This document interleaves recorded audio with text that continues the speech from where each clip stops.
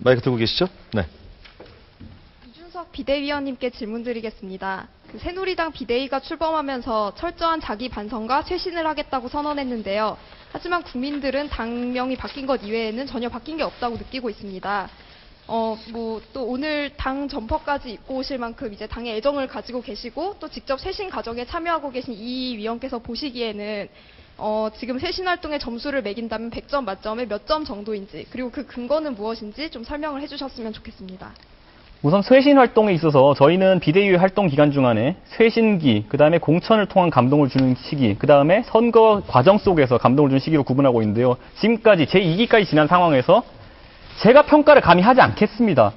하지만 저희 새누리당 26% 지지율에서 지금 40% 정도까지 지지율이 회복된 상태거든요. 이런 과정 중에서 여러 가지 복합된 것들이 있었습니다. 물론 어떤 분들은 야당의 실수를 거론하기도 하고 새누리당이 변한 것이 무엇이 있겠느냐. 하지만 그 과정 중에서 우리가 했던 선택들은 굉장히 의미가 있는 것들이 많습니다. 솔직히 말하면 민주통합당 같은 거에서 저희한테 제의했던 것들, 모바일 투표를 받아들일 것이냐 안 받아들일 것이냐, 이런 것들에서 굉장히 옳은 선택들을 해왔기 때문에 그런 선택의 누적의 결과가 지지율 상승이라고 저는 생각하고 있고요. 그런 면에서 국민들의 평가를 경험에 받아들이고 조금 더 쇄신의 박차를 가하려고 하고 있습니다. 긍정적 평가를 하고 있다, 이런 말씀으로 받아도 될까요? 네, 저 추가 질문이 있는데요. 그러면 이제 쇄신 활동 열심히 하고 계신다고 하셨는데, 그러면 서민에 대한 여러 가지 정책도 지금 고려하고 계시지 않습니까? 그러면 혹시 88만 원 세대에서 88만 원은 어디서 나온 근거인지 알고 계시나요? 88만 원 비정규직 급여 아닙니까, 그거? 아, 틀렸고요. 그러면은 서울 지하철 요금 기본 구간이 얼마인지는 알고 계세요? 1,050원이고 5km마다 10km까지 1,050원이고 5km마다 100원씩 추가됩니다. 네, 알겠습니다. 그거라도 알고 계신다니 다행이네요. 네, 이상입니다. 마이크 들고 계시죠? 네. 이준석 비대위원님께 질문드리겠습니다. 새누리당 비대위가 출범하면서 철저한 자기 반성과 쇄신을 하겠다고 선언했는데요. 하지만 국민들은 당명이 바뀐 것 이외에는 전혀 바뀐 게 없다고 느끼고 있습니다. 또 오늘 당 점퍼 어떤 분들은 야당의 실수를 거론하기도 하고 새누리당이 변한 것이 무엇이 있겠느냐.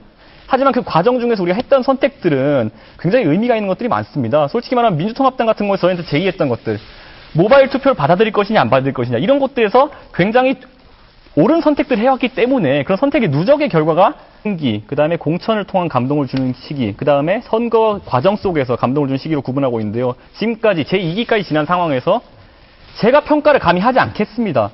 하지만 저희 새누리당 26% 지지율에서 지금 40% 정도까지 지지율이 회복된 상태거든요.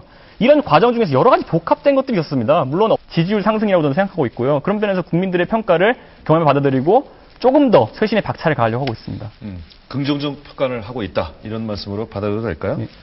네, 저 추가 질문이 있는데요. 그러면 이제 쇄신 활동 열심히 하고 계신다고 하셨는데, 그러면 서민에 대한 여러 가지 정책도 지금까지 입고 오실 만큼 이제 당의 애정을 가지고 계시고 또 직접 쇄신 과정에 참여하고 계신 이 위원께서 보시기에는 지금 쇄신 활동의 점수를 매긴다면 100점 만점에 몇 점 정도인지, 그리고 그 근거는 무엇인지 좀 설명을 해주셨으면 좋겠습니다.